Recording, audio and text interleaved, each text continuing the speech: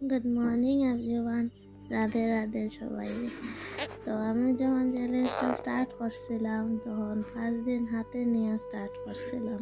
5 দিনে শ্যুট করিয়া রাখা থাকছিল, এরপরে আমি পোস্ট করা স্টার্ট করছিলাম। আর এই অসুস্থতার কারণে এখন আমার স্টক পুরা খালি হয়ে গেছে। এখন এতে কয়েকদিন যে অসুস্থ আসলাম কিছু শ্যুট করা হয়েছে না, যার কারণে আমার 3 দিনের ভিডিও 18th 19th আর 20th ভিডিও আজকে 3 দিনেরটা মিলাইয়া একটা ভিডিও পোস্ট করলাম।